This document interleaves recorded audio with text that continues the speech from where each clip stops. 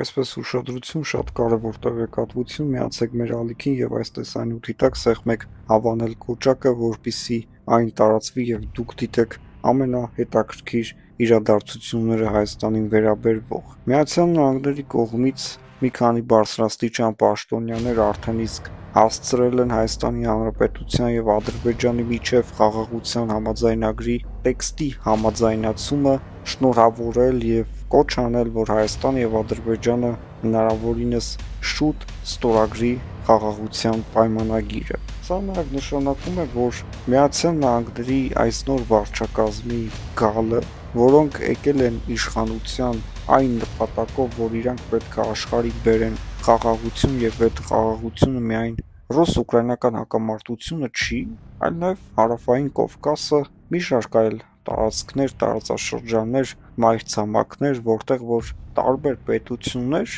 ունեն տարածքային խնդիրներ կամ այլ խնդիրներ, որոնք վերածվել են ռազմական, պատերազմական գործողությունների։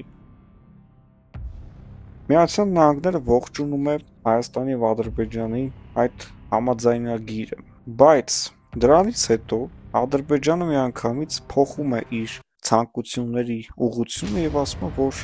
երբեք չի ստորագրվի խաղաղության համաձայնագիրը, քանի դեռ չի փոխվել Հայաստանի սահմանադրությունը։ Նիկոլ Փաշինյանը հայտարարեց, որ Հայաստանի Հանրապետության սահմանադրությունը որևէ ձև չի ենթադրում, չի պարտադրում, չի խոսում Հայաստանի հարևան պետությունների տարածքային ինչ-որ ցանկությունների կամ նկրտումների մասն, այսինքն մենք այդ սահմանադրությամբ որևէ մեկից տարածք չենք պահանջում, նպատակ չենք դնում մեր առաջ տարածք վերցնելու, այսինքն ինչ է կատարվում։ Ադրբեջանը ասում է, որ դուք ձեր սահմանադրությամբ տարածքներ եք ակնկալում Ադրբեջանից։ Հայաստանն ասում է, մենք ոչ կռիվ ենք ուզում, ոչ տարածքներ ենք ուզում, մենք ուզում ենք միայն խաղաղություն։ Մենք կարծում ենք, որ Դոնալդ Թրամփը հարավային Կովկաս կժամանի, ոչ թե ֆիզիկապես, այլ իր ուժը այստեղ նաև կդրսևորվի, որտեղ ինքը չգնաց ոչ Ուկրաինա, ոչ էլ Ռուսաստան, բայց ռուս-ուկրաինական հակամարտության ավարտը տեսանելի է։ Ադրբեջանական իշխանությունը պետք է իր մաշկի վրա զգա, թե ինչ է նշանակում գործ ունենալ աշխարհի հզոր պետության հետ, եւ նոր այդ ժամանակ ինքը ոչ մի բանից այլևս չի կարճի ու չի ասի սահմանադրություն փոխեք, ինչ որ մարդկանց փոխեք, իշխանություն փոխեք, ժողովրդին փոխեք։ Ադրբեջանը պահանջում է Հայաստանից բաներ, որը կարող է պահանջել միայն Հայաստանի ժողովուրդը։ Ադրբեջանը Հայաստանի ժողովուրդը չէ, Ադրբեջանը չի կարող խառնվել Հայաստանի ներքին գործերին, Հայաստանը անկախ պետություն է եւ ադրբեջանական իշխանությունների ձեռքերը Հայաստանում չեն կարող գտնվել։ Նիկոլ Փաշինյանի ելույթը նաև սրա մասն էր, որ սահմանադրություն չենք փոխելու, որտեղ այդ սահմանադրությունը փոխելու կարիք չունի հանուն խաղաղության պայմանագրի, որտեղ այդ խաղաղության պայմանագիրը վեր է ցանկացած սահմանադրությունից կամ օրենքներից։ Եվ իրականում մենք չենք կարծում, թե մոտակա մի քանի տասնյակ տարիների ընթացքում Հայաստանը մտադրություն կունենա հարձակվել որևէ պետության վրա կամ առհասարակ ընդհանրապես իր ապագայում որևէ պետության վրա կհարձակվի, եթե Ադրբեջանը լինի խաղաղություն, Հայաստանի ինչին է պետք հարձակվի որևէ պետության վրա։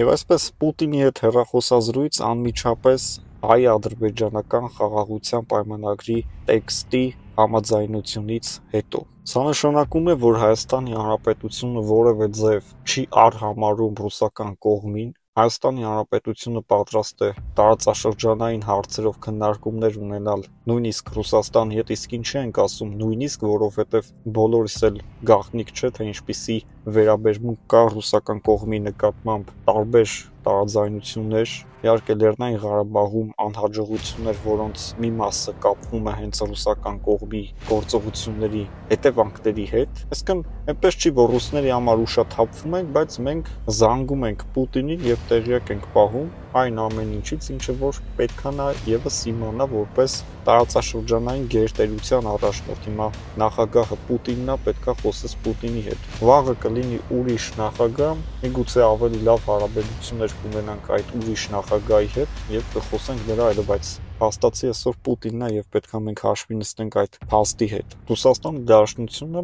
ասել է, որ մենք կարող ենք տրամադրել հարթակ խաղաղության պայմանագիրը ստորագրելու համար։ Իրականում դա պատմական պահ է ոչ միայն հայ ժողովրդի եւ ադրբեջանցիների համար, դա ամբողջ աշխարհի համար պատմական իրադարձություն է, երբ որ տասնյակ տարիներ թշնամությունից անընդհատ տեղի ունեցող պատերազմներից հետո երկու ժողովուրդների միջև կնքվում է խաղաղության պայմանագիր եւ շատ կարեւոր է թե որտեղ այն կստորագրվի, բայց մեր կարծիքով դա այն պայմանագիրը չէ, որ պետք է հասնենք Մոսկվա եւ այնտեղ ստորագրվի դա։ Ամենալավագույն տարբերակը կլինի Եվրոպայում, Փարիզում, Բրյուսելում, եվրոպական երկրներից որևէ մեկի մայրաքաղաքում կամ միգուցե հայ-ադրբեջանական սահմանին, սահմանազատված հատվածում, հենց սահմանի մեջտեղում տեղադրվի ինչ-որ մի հարմարեցված տնակ եւ այնտեղ այցելի Փաշինյան եւ այնտեղ այցելի Ալիևը եւ Հայաստանի եւ Ադրբեջանի միջև